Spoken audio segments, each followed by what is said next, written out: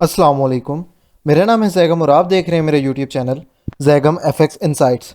आज हम करने जा रहे हैं गोल्ड की डेली फोरकास्टिंग जो कि होगी 9 अक्टूबर 2024 वेनसडे के लिए।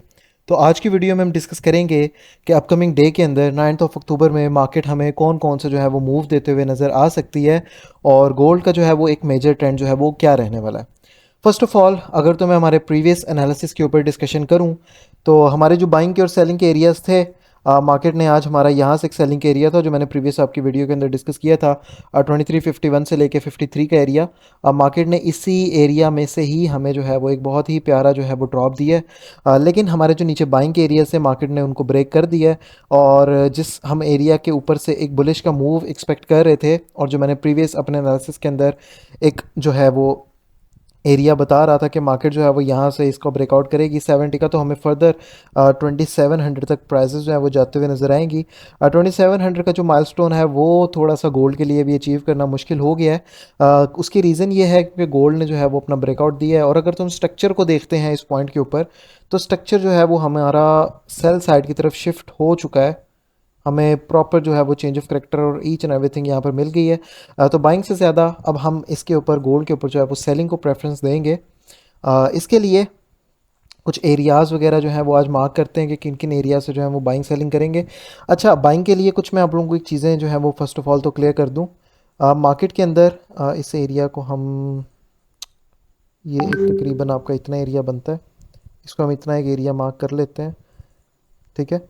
मार्केट अगर तो इस एरिया को ब्रेकआउट देगी हमें 2600 का, तो मार्केट फिर हमें तकरीबन 2590 से 90 तक, 2590 तक तकरीबन आते हुए नज़र आ सकती है। और 90 पे इस जगह पे भी हमारा ये जो दो हैं ये भी हमारे दो जो हैं वो एक डिमांड जोन जो हैं वो बने हुए हैं, ठीक है, यहाँ पे जहाँ से हम बाइंग के लिए ट्रेड करेंगे। अच्छा, अब हमारे जो है वो सेलिंग के एरियाज़ के ऊपर फर्स्ट ऑफ ऑल डिस्कस करते हैं, फिर हम बाइंग के ऊपर और कहाँ से हमें रिवर्सल मिल सकता है, ज़्यादा चांसेस हमारे कहाँ से हैं उनके ऊपर फिर हम डिस्कशन करते हैं। फर्स्ट ऑफ ऑल तो सेलिंग के लिए जो है हमारा एक एरिया, अगर तो मैं इसके ऊपर मार्किंग करूँ अपनी, ये जो एरिया है हमारे पास तकरीबन 50% पे, ये हमारे पास यहाँ पर एक एरिया बन के आ रहा है। ठीक है, इसके साथ ही 28 का एरिया है, तो हम ये एरिया इसको इसी तरह से लेके चलेंगे। 2630 से लेके 33 का एरिया। ठीक है, अब सेलिंग के लिए जो हमारा बाइंग का एरिया था वो अपोजिट हो गया। हमें इस जगह के अंदर से जो है वो अब सेल साइड की तरफ मूव देखने को मिल सकता है। इसके अलावा जो है हमारे पास एक ऊपर भी जो है वो एक अच्छा एरिया अवेलेबल है इस पॉइंट के ऊपर, जो कि है तकरीबन तकरीबन 2639 से लेके 2641 का एरिया। और इसके बाद हमारे पास यही ऊपर एक ये भी एरिया अवेलेबल है, इसके भी ऊपर भी मार्क कर लेते हैं इस एरिया को भी।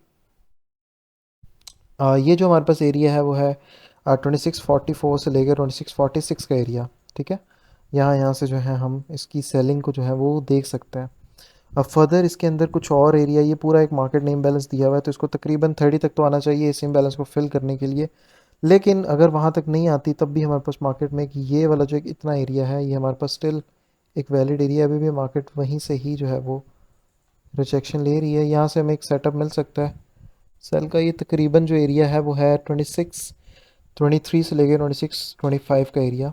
ठीक है, इतना ये वाला एक एरिया है। इस एरिया के ब्रेकआउट के बाद हमें जो है वो प्राइसेस 30 में मिलेंगी ट्रेड करने के लिए सेल के लिए। ठीक है, और अब बाइंग के ऊपर मैं डिस्कशन अगर तो करूँ तो जो हमारे पास बाइंग के एरिया पड़े हुए हैं वो हैं ये। फर्स्ट ऑफ ऑल तो जो मैंने प्रीवियस हमारे एनालिसिस की वीडियो में भी दिया था, 2602 से लेके 2607 का ये एरिया है।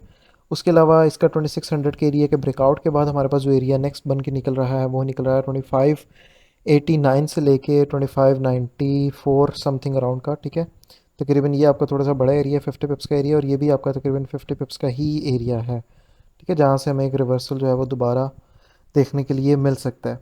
तो कल के दिन के लिए हमारे पास ये एरियाज़ होंगे। अब अगर तो मैं गोल्ड के ऊपर एक जनरल से डिस्कशन करूँ तो मार्केट जो है वो अभी जब तक ये लोग होल्ड रखे हुए हैं तब तक मार्केट हमारी बुलिश रह सकती है।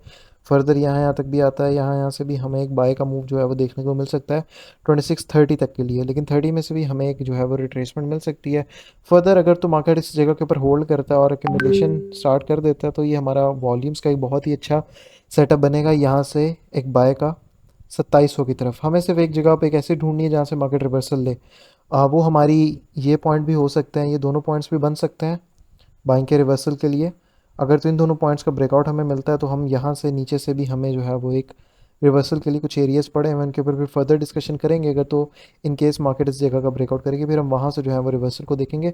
अभी कोई खास रिवर्सल की समझ नहीं आ रही और रिवर्सल आने वाला भी नहीं है। उसकी रीज़न क्या है?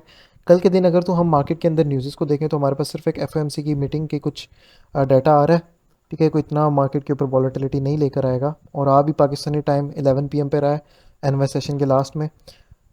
थर्सडे वाले दिन जो है वो हमारे पास सीपीआई का डाटा आ रहा है, ठीक है, और साथ में अनएम्प्लॉयमेंट क्लेम्स आ रहे हैं। तो थर्सडे वाला दिन हमारे पास मेन हो सकता है, और फ्राइडे वाले दिन हमारे पास पीपीआई का डाटा आ रहा है। उसके बाद मंडे वाले दिन जाके कोई हमारा सेटअप एक बन सकता है कि मार्केट अब जो है वो ट्रेंड अपना रिवर्स कर रही है और फर्दर दोबारा से जो है वो बुलिश अपना पकड़ रही है वो। तो उस दिन के लिए अब सीपीआई का डाटा है, उसमें मार्केट जो है वो ड्रॉप दे सकती है, बुलिश जा सकती है। उसके ऊपर भी इंशाल्लाह ताला कल की वीडियो में डिस्कशन करेंगे। तो सिनेरियोज हमारे जो है वो ऊपर नीचे से चेंज होते हुए हमें नज़र आ सकते हैं। तो इसलिए अभी तक जो है वो यही एरियाज़ के ऊपर हम रहते हुए कुछ ट्रेड्स करेंगे इंशाल्लाह ताला। बाकी अब नई वीडियो में डिस्कशन होगी इसके ऊपर अपने डेली फोरकास्ट में। तब तक के लिए अपना ख्याल रखिए। अल्लाह हाफ़िज़।